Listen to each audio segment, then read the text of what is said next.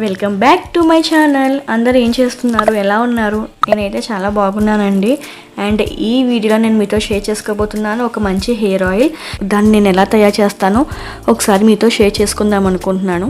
జనరేషన్లో చాలామందికి white hair problem and hair fall problem చాలా ఎక్కువైపోయింది కదండి. ఆ రెండింటికి నేను ఇప్పుడు చూపించే ఆయిల్ అనేది చాలా బాగా యూజ్ అవుతుంది.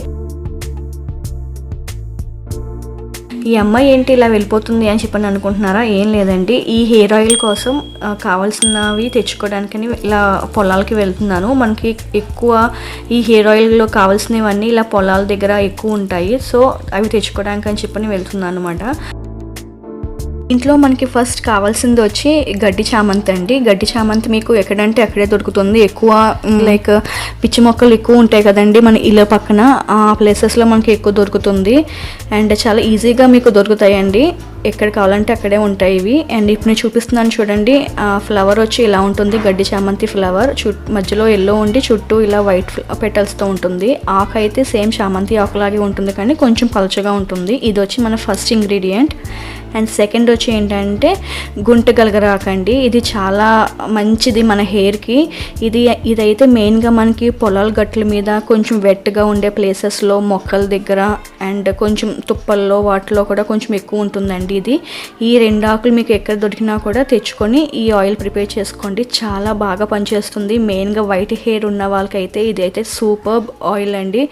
దీన్ని ఎలా తయారు చేసుకోవాలి అనేది నేను మీతో షేర్ చేసుకుంటాను ఇప్పుడు మనం ఈ గుంట గలగర ఆకును అండ్ గడ్డి చామంతి ఆకుని రెండింటిని మనం నీట్గా వాష్ చేసుకోవాలండి.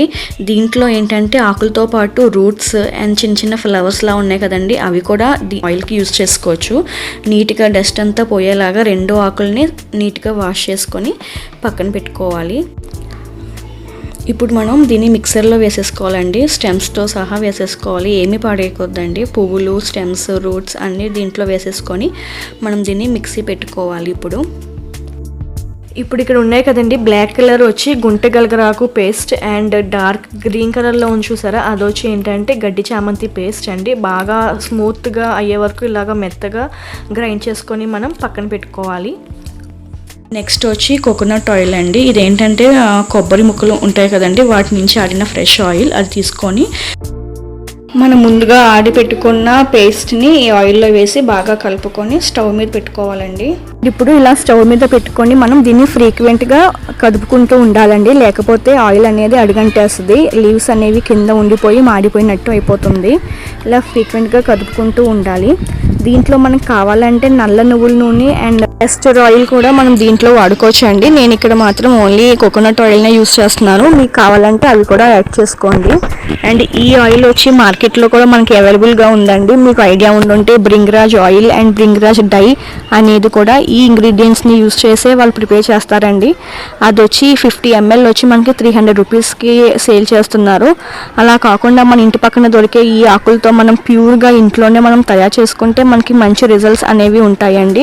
మెయిన్గా వైట్ హెయిర్ ప్రాబ్లం ఉన్న వాళ్ళకైతే ఈ ఆయిల్ చాలా బాగా పనిచేస్తుంది. వాళ్ళు ఏం చేయాలంటే వాళ్ళు ఆల్టర్నేట్ డేస్ 1 month వరకు అప్లై చేసుకోవాలండి. చేసుకుని 2 hours ఉంచుకున్నాక హెడ్ బాత్ చేసేస్తే మంచి రిజల్ట్స్ అనేవి చూస్తారు. అండ్ హెయిర్ ఫాల్ ఉన్న వాళ్ళు కూడా చాలా బాగుంటుంది. వాల్యూమ్ అనేది కూడా చాలా బాగా పెరుగుతుందండి. అండ్ మీకు ఒకవేళ టైం లేకపోతే హెడ్ బాత్ చేసే 2 hours ముందు అప్లై చేసుకుని హెడ్ బాత్ చేసేస్తే ఖచ్చితంగా రిజల్ట్స్ ఉంటాయి. ఏ రిజల్ట్స్ అయినా కూడా మనకి ఇమీడియట్గా రావు కదండి. 1 month ట్రై చేసి చూస్తే అప్పుడు మానేయండి. కానీ దీనికైతే రిజల్ట్స్ అనేవి ఖచ్చితంగా ఉంటాయి. ఒకసారి ట్రై చేసి చూడండి. ఆయిల్ని ఎప్పుడైనా అప్లై చేసుకునేటప్పుడు కొంచెం వార్మ్ చేసుకొని అప్లై చేసుకోండి. ఈ ఆయిలే కాదండి, ఏ ఆయిల్ని మీరు యూస్ చేసినా కూడా కొంచెం వార్మ్ చేసుకొని అప్లై చేసుకుంటే అదే హెయిర్కి బాగా పడుతుందన్నమాట. మంచి రిజల్ట్స్ వస్తాయి. ఇదండి ఈ ఆయిల్ వల్ల యూజ్. అండ్ చాలా మంచి రిజల్ట్స్ నాకైతే కనిపించాయి. మీరు కూడా ట్రై చేసి చూడండి. అండ్ ఇలా పైకి నురగ వచ్చేంత వరకు ఈ ఆయిల్ని ఇలా బాయిల్ చేసుకోవాలండి. మనం వేసిన ఆయిల్ కలర్ అనేది డార్క్ గ్రీన్లోకి వచ్చేస్తుంది. అండ్ కింద లేయర్, బాటమ్ లేయర్లో అంతా గ్రీన్ కలర్ లీవ్స్ అనేవి సెటిల్ అయిపోతూ ఉంటాయి. అలా వచ్చేంత వరకు మనం ఈ ఆయిల్ని బాగా మరగపెట్టుకోవాలి. ఇప్పుడు చూసారు కదండి, ఇక్కడ చూసారా పైన అంతా నురగలాగా వచ్చేసింది, కింద అంతా సెటిల్ అయిపోయింది. ఇప్పుడు మనం స్టవ్ ఆఫ్ చేసేసుకొని కొంచెంసేపు చల్లారి పెట్టుకుంటే పైన ఆయిల్ అంతా పైన ఉంటుంది, కింద గ్రీన్ కలర్ లీవ్స్ అన్ని రెసిడ్యూ అంతా కింద ఉండిపోతుంది. ఒకవేళ సిటీస్లో ఉన్న వాళ్ళకి ఈ లీవ్స్ దొరకవు కదా అని చెప్పని ఆలోచిస్తున్నారేమో. కూరగాయలు అమ్మే వాళ్ళు ఉంటారు కదండి, వాళ్ళ దగ్గరికి వెళ్ళి ఇలాంటివి కావాలి అని చెప్పి చూపిస్తే వాళ్ళు డెఫినెట్గా ట్రై చేస్తారండి. ఒకసారి అడిగి చూడండి, ఖచ్చితంగా దొరుకుతాయి. మనం స్టవ్ ఆఫ్ చేసేసుకొని దీన్ని చల్లారి పెట్టేసుకోవాలండి. ఇక్కడ చూపిస్తున్నట్టు చల్లారిపోయాక ఆయిల్ అనేది పైన ఇలాగా వస్తుంది, కిందంతా లీవ్స్ అనేవి ఇలా ఉండిపోతాయి. ఇప్పుడు మనం ఈ ఆయిల్ని ఫిల్టర్ చేసుకోవాలండి. ఫిల్టర్ యూస్ చేసి ఇప్పుడు మనం ఆయిల్ని సపరేట్ చేసుకోవాలండి. సపరేట్ చేసుకుని దాన్ని ఒక గ్లాస్ బాటిల్లో వేసుకొని స్టోర్ చేసుకోవచ్చు. ఇది నియర్లీ 45 days వరకు చాలా బాగుంటుంది. 45 days వరకే కొంచెమే తయారు చేసుకోండి. 45 days వచ్చేలాగా చేసుకోండి. తర్వాత ఏంటంటే కొంచెం స్మెల్ లాగా వచ్చేస్తుంది, మళ్ళీ తర్వాత ప్రిపేర్ చేసుకోవాలి. ఖచ్చితంగా ఈ ఆయిల్ని ట్రై చేసి చూడండి. Hope you like this video. ఈ వీడియో ఎవరికైనా యూజ్ అవుతుంది అనుకుంటే వాళ్ళకి షేర్ చేయండి, లైక్ చేయండి, and please subscribe to my channel. See you with my next video. Bye bye.